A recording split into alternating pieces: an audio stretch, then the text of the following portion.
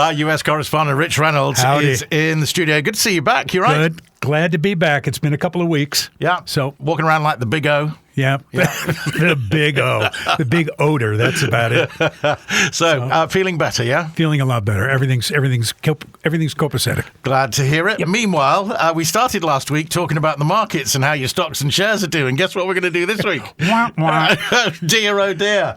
What the heck is going on? Mid-morning, Dow Jones 0.97% down, the S&P 0.67% down, NASDAQ is 0.11% up. We're all down across Europe, though, if that helps. Yeah. So, we've been following you. We were all right initially. We were spending loads on defense, and our markets were way up, and now you dragged us down again. You know what? And we say this all the time on air.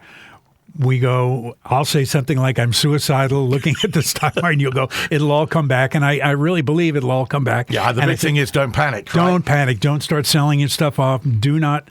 I'm not your financial guy. Please do not take this to the bank. She'll be along on Thursday. But that's right. And listen to her more than you listen to me. But the market is pretty resilient. It'll be fine. But the market is down, what, about 500 right now? Where are we? Yes. So we've still got that issue as well, of course, because the tariffs in Europe come in on Thursday as well. Right. So Christina will be here to help us through that. But the main thing is don't panic, isn't it? You used to be a big financial guy. You worked at a big financial broadcaster, didn't you?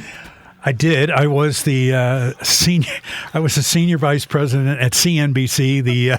You're going to make me tell this story. Yeah. Why do I tell you anything? You know nothing is sacred. You talk about it. I'm working in Fort Lee, New Jersey, as the VP of.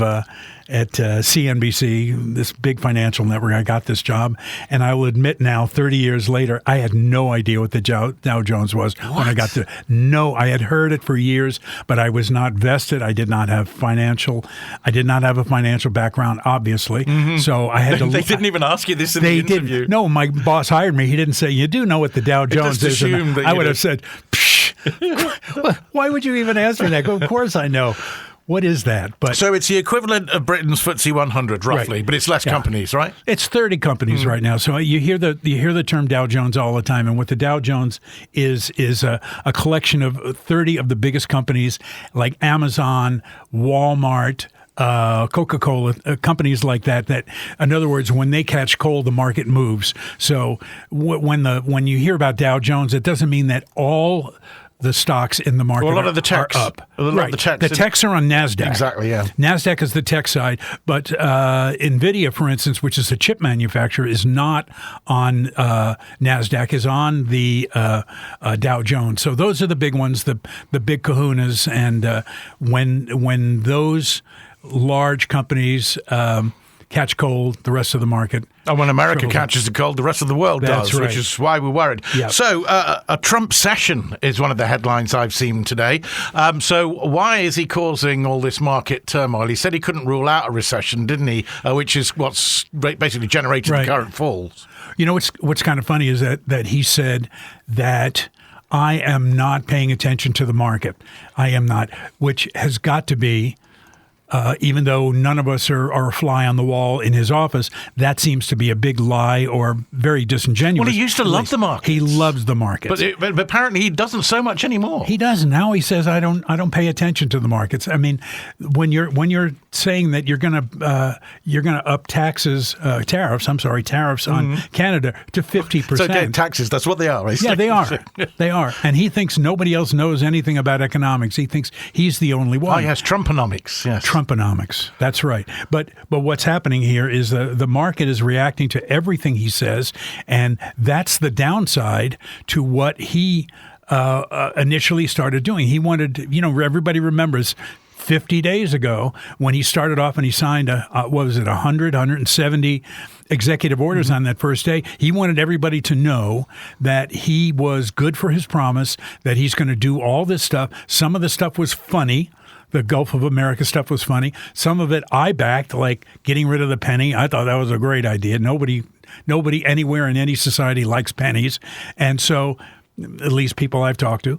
And so, but the fact is this whole moving this fast, taxes, tariffs, is really catching up with him. And I'm wondering how long it's going to be because we know his numbers are starting to slip, where people who are working in industrial jobs, they're working in just regular jobs, they're seeing the cost of living increase exponentially, and where that's going to reach them and where that's going to start damaging them. And they go, yeah, we really like this guy, but no, not so much, maybe. And so it's going to be interesting to see where this happens, if this recession does happen. The name changed again, actually, yesterday. I saw it in a meme, Gulf of SpaceX rockets. Yeah, apparently. Because there are two of them in the water right now. Also, Trump still talking about TikTok. He said 4 groups are up for it. Remember, we said he pushed it on.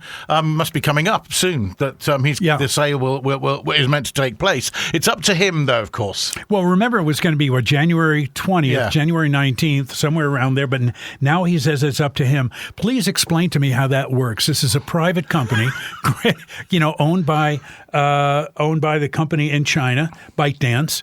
It's not up to him. It's up to ByteDance. ByteDance is going to sell off, we hope, to an American company, so we can get this thing washed up. But we know who. So you can get it back on the government phones and stuff. Gets back on the government phones. So let's get the information back into the hands of the people who really need them, teenagers.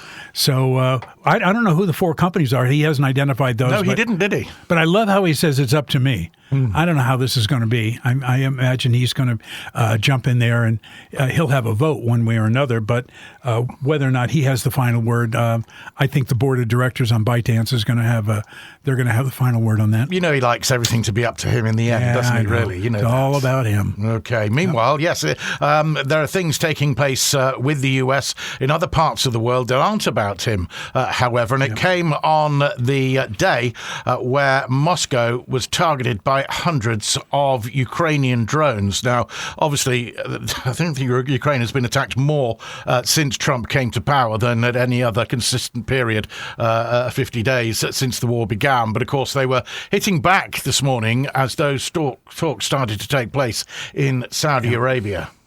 Yeah, I think that's kind of interesting that that Ukraine is not sitting back and allowing themselves to be victims on this thing. That they've only launched attacks. It was tried. It was tried. But the fact that they're launching them in the capital city, in a city of 21 million people. Yeah, none of them got through to the center. I mean, most of them were shot down in and around within the Moscow region due to the air defenses there. So, but I think that's unlike some Ukrainian cities that that don't have air defenses and they keep getting hit. Yeah, and clearly this thing needs to come to some sort of a resolution. But I love the fact that Ukraine is fighting back, that they're sending drones into Russia.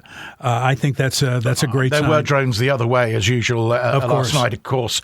But the talks started very constructively today, apparently. It's looking good. Early doors, obviously. But we'll see where we go with that. There's not a great deal of other information. They had a break. Saudi Arabia. And President Zelensky's not there. It's his top team that are doing that. He was in Saudi speaking to the Crown Prince, but he's left now. That's not a great deal on that more at the moment, apart from the fact that they had that break, both the US and the Ukrainian officials saying that it was progressing well, certainly early doors. Of course, they spoke to the Russians already, and now they're getting an idea about what each side will do. And how that fits and what the way forward might be. But there'll be more on that, of course, coming out across the day, I would imagine. But 3 people killed in those attacks on the Moscow region earlier today. Flights suspended as well at the biggest airports there. Meanwhile, back to the United States, Marco Rubio says the Trump administration is cancelling 83 programs at USAID and intends to move the remaining ones to the State Department. So USAID just completely being deconstructed. 83%. 83%. That's a heck of a lot. It's a lot, considering they had something like a couple of thousand programs, but they are really paring back, obviously. This is very disturbing to me because Trump has jumped in and said we need to be cutting with a scalpel more than with a chainsaw. I don't know what other. Too late. Well, that's because it's a little too late. Muskie was running around with a chainsaw. Right. But he went ahead and did that. He should have said this before they went ahead and did it. There are a lot of great programs that have been really benefiting a lot of countries like in Pakistan and in Africa and all over the world. I don't want to single out any one nation, but clearly there are a lot of programs designed to create clean water and food for these people, especially for women and children. And this is all being batted away as if it were a nuisance, which really, really bothers me. But we'll see what happens. There's always a chance that this stuff is going to build back up again. That there are like air traffic control. Yeah, we'll talk about that a bit later. Exactly, exactly. Like this is going to build back up again. We were talking about it last week, and we were talking about it every week, and that there is no problem that we see with there being a lot of fat, with there being abuse in governments. Every government has it. I think that every new administration should come in. It's called trim the fat for a reason. Trim, not take a chainsaw. Exactly, trim and look where there's abuse and say, hey, we want to cut this out and we want to cut this out. That is your prerogative to do that. But to do it and to the detriment of women and children who are starving in other countries and need clean water, to me is just a little on the irresponsible Billions side. of dollars being saved. But where is it all going to go? I wonder.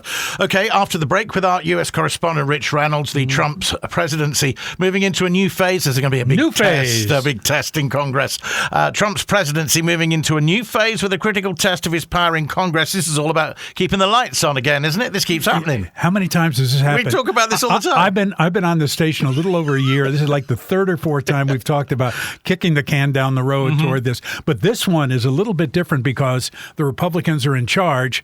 They're building the agenda, but there's a really good chance. There are a lot of Republicans that don't want this to pass for some stupid reason. Really? Yeah. Yeah, they're willing to take a bullet and shut down the economy, but we know the Democrats can actually do anything. No, they really can't. But they can be kind of vociferous about it. But at the end of the day, make a bit of a noise like they did during the speech. They make some noise. Okay, they can make some noise about it. But hold up the odd placard. But they look around and say the thing that they're doing is, that was so lame. Well, it was so lame. We'll come back to that because let's talk about that. Yeah. So the thing is, if they close the government down and it's all about how the money is being spent, because the opposition always has a problem with how the money is being spent. It's like, for the Democrats right now, they're saying you're cutting money out for air traffic controllers, you're cutting money for clean water, you're cutting money for FDA, for inspecting fruits and vegetables and chicken and eggs and that sort of thing. And the Republicans are all about cut right now. And the problem is, we used to have a saying when I worked in the corporate world: you cannot cut your way to profitability. Eventually you're going to have to make a little bit more money, like raising taxes on billionaires. But keeping the government machine going, you've got to just keep it going, haven't you? All you do is you're paying your bills. You're not going out there and you're keeping the museums open. For that's instance, it. Paying the public employees. If there are any left, of course. That's right. And the couple times they did this, they closed it down. I believe it was when Obama was president. Yeah. And they closed down the state parks for we just kept it open just before Biden left. Right. So, but hang on. It's a double-edged sword, isn't it, really, I think, for the Democrats, because if they let it pass, then they look weak, and if they let it fall, then they look like the bad guys. That's right. That's absolutely the case. And right now, it looks like they really don't have a plan. The Democratic Party is completely rudderless. They don't have a plan. We touched on this the other week, didn't we? And you said you thought it was about sit back and just let him hang himself. Basically. Let him hang himself, but wait a second. Now look how the economy was in a lot better shape a week ago when we talked, and now it's gone down the toilet. I don't think you can use that just yet, but anyway, it is down. Yes, I know. But if you turn around and say, and you're a Democrat, and this is only one person who said to do this, and I tend to agree with this. I think that things are going in such a bad direction right now. If you're a Democrat, you let them hang themselves. You let them put 50% tariffs on. Nobody's saying anything, really. I mean, there is a group of Democrats that have stood up, and actually at town halls we've been hearing quite a bit. Yeah. But on the national scale, where are the ex-presidents? I know. Nobody's saying anything. Obama, Clinton. He had the opportunity the other day to nothing. Nothing. And that's very correct. And it's got to be. It's a game, isn't it? It's a play. There must be a reason why they're not saying. Well, we look at when you look at I looked at a recent poll that said here are the top 5 Democrats right now. If the election were held today, Kamala Harris was on there, Pete Buttigieg was on there, Newsom was on there, and a guy named Stephen A. Smith, who is a sportscaster. He's this very outspoken sportscaster, and they start saying, oh, at least he's got an opinion, and the whole thing. Have you not got a big podcaster? That's what you need. You need a podcast. Yeah, you do. You need that, or you need somebody. But right now, they're rudderless. There's no he's sitting right in front of me, everybody. For the love of God, can you imagine? Can you imagine me running for anything? It would be a bit weird, wouldn't it? Because you have a passing resemblance to Mr. Trump. It would be a bit odd. And everybody, do not go to YouTube. Do not look at what I really look like, because I do look like you do sign in restaurants people's napkins because they ask you to. Somebody asked for a photo to be taken with me one time, and I did it, and I had to play the bit up. I had to do the voice. I had to do everything. Here's another thing. Go on, do the voice. I'm not going to do it, but I must tell you that for years and years, my best friend in the world was shorter and had a beard. And he looked just like J.D. Vance. No way. I'm telling you, I'm going to send you pictures.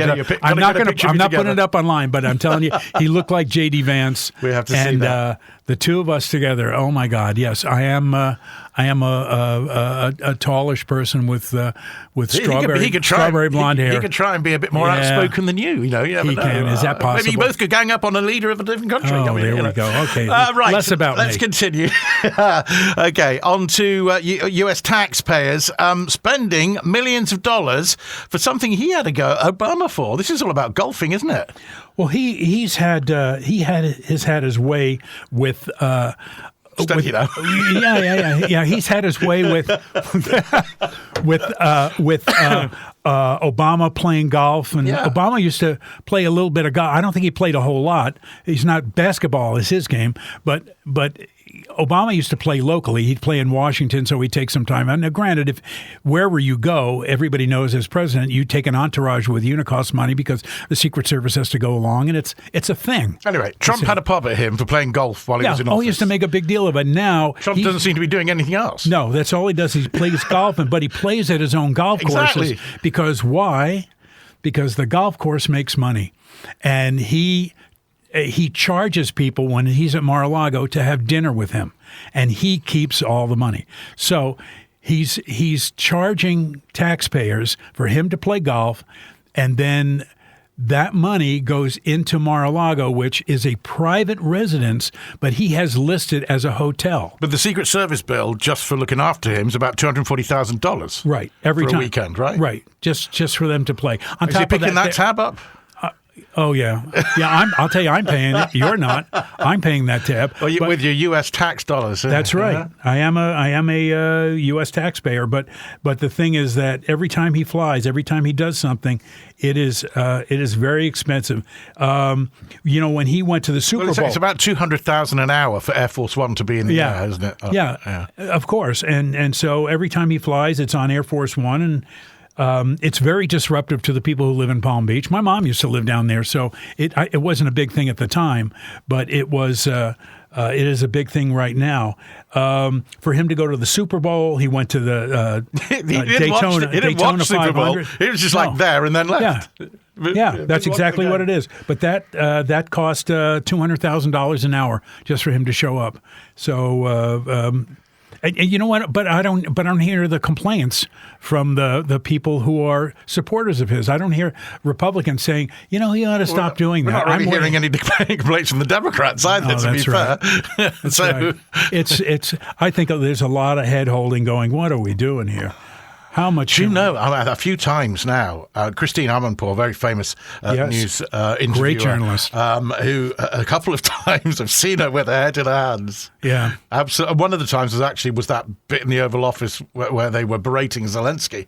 I can't remember what the other one was. There was another one recently. And she is a very calming president. She is not only a great journalist, but she is straight down the middle and very fair and Wow. All right, another big one in the States at the moment. You might not have heard about this. ICE has arrested a Palestinian activist who helped lead the Columbia University protests. And this is ongoing, isn't it, as we speak? Yeah, this is a hot story right now, is that the Palestinian activists who helped lead Columbia University's encampment movement, everybody remembers that from last summer. There was a huge thing in the middle of Columbia. Columbia University, for those who don't know, is in New York City. It's on the northern part of Manhattan. It's an urban campus, but what happened was this guy was leading, one of the leaders of the protest. Well, he's been picked up by ICE and taken to jail, and they want to kick him out of the country. Luckily, today, a judge blocked that and said you can't kick a man out of a country just because you don't like what he says. Which amendment is that? Oh, yeah. Oh, that's right. It's the first, right? It's the First Amendment. It's like, you can't, because if you were going to kick everybody out of the country for saying something against the government or something that you didn't like, Vance would have been straight out of Britain anyway, then, wouldn't he? Well, that's straight right. out of Europe. That's right. But I don't get that at all. Hang on, you can tell us what to say and do, but your First Amendment is free speech. Well, what they're saying is that the guy was being anti-Semitic because he was from Palestine. He was being anti-Semitic, and he was just supporting what he believes. Yeah, I was referring to Vance telling people in Europe about free speech. But anyway. Okay, so the judge has put a stay on that deportation as things stand. But a big story in the US today. Also, the Republican leadership telling the party to stop holding public events. What? Why? So, because we're back to the town halls. Is that the thing I was talking about? Town halls are, as a lot of Americans know, town halls are a thing. There's a lot of impetus there on the anti decisions being made by the Trump administration. So is that why they're saying this? That's right. There's back to the freedom of free speech again. I know. Again with this free speech, it's such a shanda. It's such a huge pain, this free speech thing. But what happens is in the States is that if the Congress, meaning either the House of Representatives or the Senate, what they do is they are in session for a certain amount of time, but there are a few weeks every session where they're all given the time off. They fly back to their districts because most of them all of them live in Washington, D.C., so they can go to work. But what happens is they go back to their districts to do a town hall, to sit in with their much like UK MPs go back to their constituencies at the weekend. But the problem is that they are being berated. People are saying, I voted for Trump, I voted for you, and yet you're betraying me. So it's Republicans complaining about the current administration. That's right. And they don't want that to be seen on TV, so now they're saying don't hold any. Yeah, because there's a guy named Roger Marshall who's from Kansas. He was hounded out of completely. And what happened is after about 45 minutes, he just got up and said, thank you all for coming, and left. Mm-hmm. And the people, the thing is, everybody's got phones, everybody's got video, and we're just seeing this guy stand up and who's making a very nice salary. He refused to talk to his own constituents. What's the beef, man? Well, the beef, it's in the things that people holding up, the placards. No cuts to Medicaid. Presidents are not kings. We talked about that last week. King Donald. I read something this morning that there are people who have not gotten their Social Security checks, and that stuff arrives right as a train schedule. I mean that. So what's the delay there then? I think they're holding. It's not part of the delays we were talking about already. That may happen. No, I think what's happening is that you're making cuts in the Social Security Administration. Right. Okay. And so nobody to post the check. There's nobody to post the check. I mean that one woman who's sitting there going, yeah, that's all I do all day is I send checks out and I put stuff in people's in their accounts. But this is what her email said to Musk when she replied saying, "What did you do last week?" Okay. That's it. Is the people who keep the trains running on time are not keeping the trains running on time. And I'm telling you, if you run into a situation where you've got medical bills and you've got groceries you need to buy and your check isn't coming, All right. Wow, there are a lot of people. Quick one before Canada. Okay. National Fire Academy. Why cancelling classes? The National Fire Training Academy. What, they don't need training? What is? This is starting to sound like Saturday Night Live. It is. You mean there's a National Fire Academy, and Trump has canceled the classes for these people who are becoming firemen. Does he not know that we just lost billions of dollars of homes in Los Angeles, Exactly. Long Island, a place where I grew up and a place where a lot of rich people live? Not my family, but they in the area not too far from where I grew up, lots of fires. And people, thank God, not many people lost their homes, but there were a few. But it's just like this wholesale approach. Instructors told to cancel all future travel until further notice. It's not like you say. We're back to the chainsaw and not the scalpel again. I know. It's just terrible, but especially the optics are not good when you say you've had a big fire in New York, you've got fires in Louisiana, you've got fires in the in the Carolinas, and also in California, and you're cutting back on fire safety. I don't get it. Mark Carney, we heard this week, is to be the next Canada Prime Minister after winning the Liberal leadership race. Used to be the governor of the Bank of England, of course, and he had a few choice words to say straight away to Mr. Trump, didn't he? And to America, it's not going to be the 51st state. Canadians, he said, "Let it roll." Will never be Americans. Wasn't he the bass player for BTO? That is one of the all-time great songs, wasn't it? Love it. What was the band that spurred that they played for? Who? Batman Turner BTO. Overdrive? What were they before? Yeah. I don't know that. The Guess Who. Wait, were they? There were a couple of them were members of the Guess Who. Yeah, but Batman Turner Overdrive was just about in my time. No, that's all right. But they went from Guess Who. A couple of them splintered off into, I can't remember which ones, whether it was Bachman or Turner. That's a weekend. Yeah, that's a weekend to do, isn't it? Yeah, back catalogue style. Yeah. So, all right. So, but he is this guy Carney. He's not fooling around. And I think when he eventually takes over, I think there's going to be hell to pay, and he's not going to take any nonsense from the states. Which is it's going to get more interesting before it gets worse. Well, actually, it's been changing whilst we've been on air because the other story that we were going to talk about was Ontario increasing electricity tariffs on the US by 25% in response to Trump's trade war.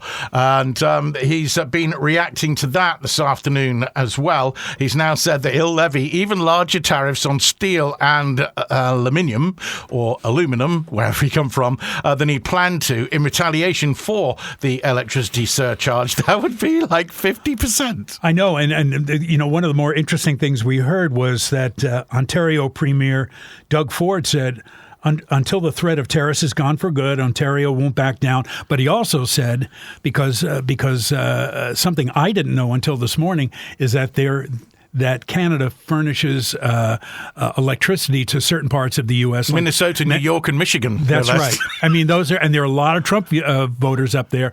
He said, "Hey, if you like, we'll just cut off power completely. Wow. What do you think?" And I thought, wow, that's pretty great.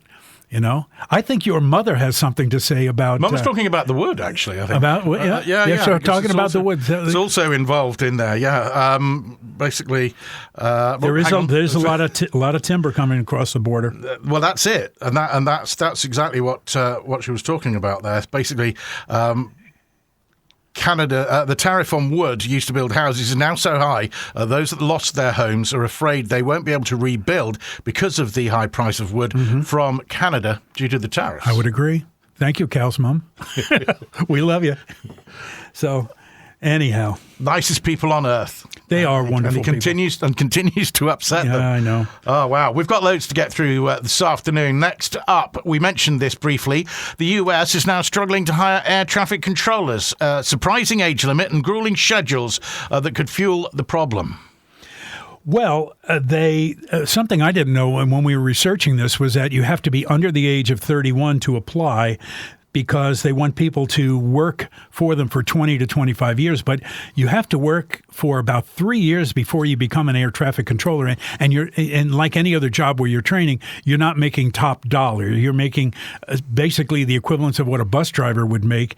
It's an incredibly stressful job. So actually your time in position might not be as long as it is in other careers. And of course, sometimes you get left in charge of a major international airport on your own at night. Well, one thing I absolutely, and one thing that I didn't know about this is I was doing some research about this one airport, the Philadelphia airport, which is Philadelphia is one of the largest cities in the country. But the air traffic controllers at the Philadelphia International Airport also take care of 72 other airports in the airspace that are up in New Jersey, in Pennsylvania, and maybe even close to New York. So it's an incredibly rigorous, nuts job to do this. But it's one of those things when you start to think about it, you kind of get a bit more and more worried the more you read.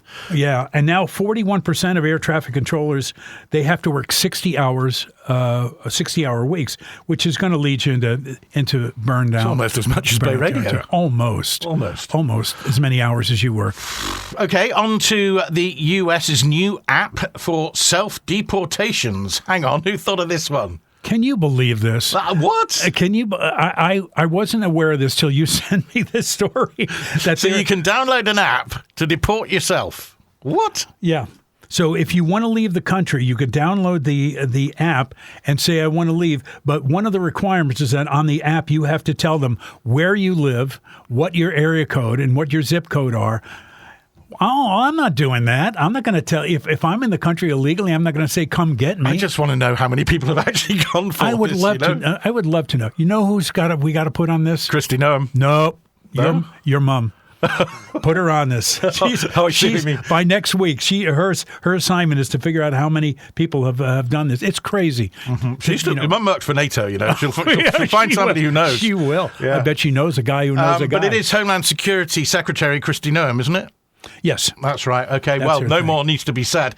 J.D. Vance's cousin has criticised him for belittling Zelensky. Okay, we're still talking about this, but we still hear about it regularly in the news. There's a certain level of decorum that I expect from political leaders, especially in front of cameras. Nate Vance, who spent 3 years volunteering with the Ukrainian military after Russia's full-scale invasion. That's what he said, and he is Vance's cousin. What happened there? Come on. Why isn't he the guy that's vice president? Why isn't he vice president? It makes absolute sense, but I don't know why this necessarily is a story, but except for the fact that Vance's own family is turning on him now, as he says, they're all a bunch of hillbillies anyhow. But for him to go to Ukraine and to, I can't imagine an American going to Ukraine and working for 3 years to help the Ukrainians. And I would believe what he says a lot more than Vance says, certainly. All right, we need to talk quickly about Greenland, because the world's largest island, of course, self-governing territory of Denmark, but Trump wants it. We'll get it, he said. It's going to be ours. Yeah, well, they're voting today. They are voting, yeah. So which way are they going to go? So, well, they're voting on I think they're voting on a parliament today, and everything comes down to, when they. It's a push for independence. It's a push for independence. Mm-hmm. There are people who want it, but there does not, from everything we've read, seem to be any great love of becoming a 51st state or becoming part of the U.S. They really want to, more than anything, they want to be independent, even from Denmark. It's another land grab, basically, isn't it? It's just like, that we know that the rich with natural resources. I know. And also strategically, of course, they don't want somebody like, say the Chinese showing up in Greenland at any point soon. So you can see where he's coming from. And I'll just do the headline here because this one just beggars belief. What the world needs now is more fossil fuels, says Trump's energy secretary, Chris Wright. I'll give you a line on it. Go on. We'll leave you. No, we'll leave you with that. I mean, the head of he doesn't need any comment. The head of energy says, "Hey, we're going to be drilling, and we need more fossil fuels. Drill, baby, drill. That's what we need."